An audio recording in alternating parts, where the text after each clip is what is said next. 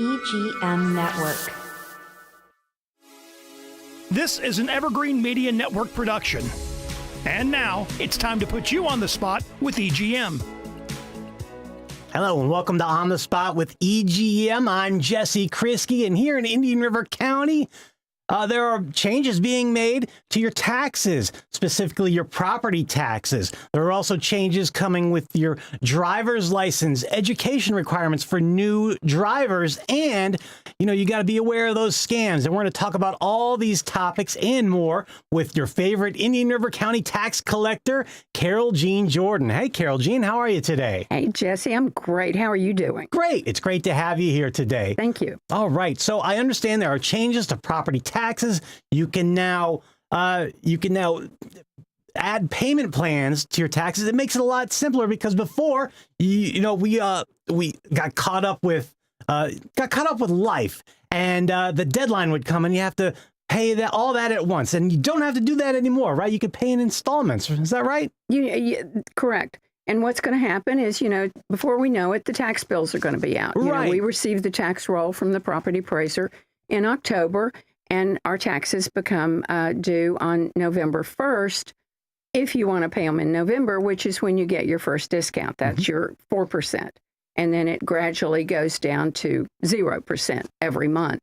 And the easiest way to handle a payment plan, if you will, is to sign up for our email services, which we send it out to you. And starting in June of next year, you would be able to sign up and have a payment plan with your entire tax bill. That would mean the first payment would come in June. It's divided up into the 4 quarters. And it makes it a whole lot easier, I think, for planning and purposes that people would prefer paying it in quarters rather than that bill in November. But that is coming up before long. And like I said, some people now are paying their first quarter payment on their taxes for the upcoming year. And again, we can't sign up for that now, but we'll be able to sign up for next year. And that's due the end of June. So those people that are on quarterly need to pay that by the last day of the month, which is coming up shortly. It's unbelievable. Yeah, it really is. And it makes paying those bite sizes, it really makes it more affordable, I think, for families. Better planning. Yeah, better planning. So are there any homestead, senior, or veteran discounts available? There's many discounts that we have. The homestead is certainly your highest discount that you come down here. People move from other counties or other states and come here, and they can file for homestead. They actually do that through the property appraiser's office. But the documents that they need to get to file homestead mostly come from our office. That would be a Florida driver's license. That would be your voter registration that we also do through the driver's license project, and then different utility bills, different things like that. But they'll go over to Wesley Davis's office, which is right across from us at the main building, and of course in our Sebastian office as well, and file their homestead. And I believe Wesley has it all online now. So we're trying to make it as easy as we can on everybody, not to have to come into the offices. So it's not quite as busy and as it could be if everybody had to come into the office. So right, yeah. Go online. Go online, that's right. And so, real quick, if you're not familiar with what a homestead is, can you go over that just real quick? If you're from out of state, maybe you never heard of an homestead, or maybe you're getting to the age where you're buying your first home. What is a homestead? Well, it's you live in the property. You have to live in it first. You can't have homestead in another state. It has to be homesteaded in Florida, and it's your personal residence. And it was a benefit enacted by the Florida legislature. It's in statute. It may even be in our Constitution that people are allowed to have homestead on their property. It gives you a tremendous discount, several different discounts in the thousands of dollars over the year. And sometimes they even have added to it. They're talking about making some changes to it as we speak. Don't think they'll ever entirely do away with property taxes, but they are talking about making the homesteaded properties a little less onerous, as sometimes the taxes are going up because the values are going up. Right, so the values go up, and then the homestead keeps it affordable for you for the length of however long you stay there, right? Correct, Jesse, yes. Great. And that's an awesome program. I really, And the good thing about it, years ago, Phil Handy, Orlando-based gentleman, believed that there should be a limit on how much they could raise property taxes. So there is a limit. Once you've been in your home for 8 years, it's called 8 is enough, and they cannot raise your taxes more than 3%, which is an incredible deal, if you will, especially for our seniors. Yeah, absolutely. Absolutely. I understand there are changes coming to waste collection and that kind of thing. There is the unincorporated areas, which would be your non-cities. This doesn't apply to Vero Beach. They have their own. Sebastian has their own. Indian River Shores has their own. But the unincorporated areas of the county are instituting a new waste management program. That's not through our offices. However, it will be on the tax bill. The present dollar amount is not known. They're still doing their estimates on that. But you've gotten a notice, you've gotten a postcard from Waste Management for the county talking about they're going to pick up your blue containers. They're going to change them out. I think some people had 2. Now they'll go to 1 on recycling, and also changes in the trash pickup itself. Okay. And for those who don't know, unincorporated means outside of the city limits, right? Exactly. Okay, very good. Now, I understand driver's license education requirements are changing. What is changing for anyone under the age of 18 trying to get their driver's license in Florida? Right. The Florida legislature, and with the signature of the governor, effective July 1st, has made a huge change in getting a learner's permit, and that's for young people 18 and under. Okay. And what they had to do before was they took the test at home. It's an online test, and it was 4 hours. Well, it's now been updated to 6 hours. Totally different test. And frankly, we don't have all the information now. We don't have the people that will be doing it, but we suspect it will be the same people that do the virtual or the online test now, as well as the state of Florida itself, DHSMV. Okay. And one of because it's so new, they've extended the rules to August 1st.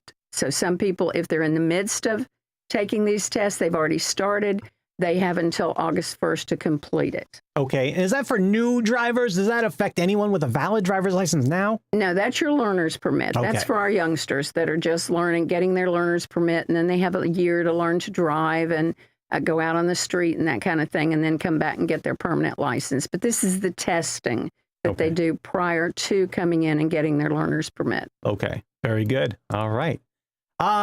Scams, unfortunately, they're a big part of modern day life. You got to stay away from these scams. You know, there's that big scam going on involving the toll office, right? People were trying to scam them with text scams, and you got to be aware of that. And I want to talk about the DMV text scam that's going on, unfortunately. Right, and I actually brought it in writing because we're getting it. I mean, so many of us are getting it like 2 and 3 times a week, and it tells you that you may not have... it says you have an outstanding fine, or you have an unpaid ticket, or you have gone through the toll booth, and haven't paid for that, and they're going to do everything in the world to you. But just know that they do not. They don't send those. Here, let me quote. Okay. The Florida Department of Highway Safety and Motor Vehicles and your local tax collector's office will never send threatening text about fines, suspensions, or fees. Yeah. And I think that just about says it. If it's a text, it's not from us. You're not going to get it. You get letters in the mail, different things. And frankly, be suspicious of all of it. Yeah. We're living in a day and age where there is so much fraud and so much abuse of social media and taking advantage of people, whether by phone, by text, by email, or even letter, that you really, really have to be careful. We're more than happy to help you with it, but there's a huge amount of the scams going on as we speak. Yeah, it's unfortunate. And I think if you ever always question everything, right, that you get something like that, you can always, I think, call the tax collector office if you're ever in question. But again, I think it bears repeating. You will never send texts about violations from the tax collector's office. That's correct. Or from DHSMV, which is your Tallahassee driver's license motorist services groups. Okay. And so what happens if you do get one of these texts? Do you ignore it? Do you report it? What do you do? I would delete it and show that it's a suspected junk or scam. Yeah. Very good. All right. And So, this happens. I mean, people, their kids will borrow their car, or maybe you changed your credit card number on your SunPass or ePass, or maybe it was SunPass and you have ePass, that kind of thing. It happens, but you receive a letter. Now, sometimes we don't open the letters. So I will tell you that, if you drive all around our state, always pay attention to those letters, because they can put a stop on your driver's license or on your motor vehicle license. So you want to be careful with it if you're traveling. And I know we all use those rather than stop and pay cash like we used to do. But just be careful with it and make sure that you do open the letters if you get them. But if there's any question, please let us know. Yeah, and those letters are going to come on official letterhead with official looking signatures, your signature or somebody's signature, and you're never going to send it through text. No, and we don't send, those are sent out through Tallahassee or through the taxing ePass, SunPass, the Turnpike Authority, the authorities over in Tampa. They have their own. So there's many around the state now, but that's where they come from. Yeah, exactly. All right.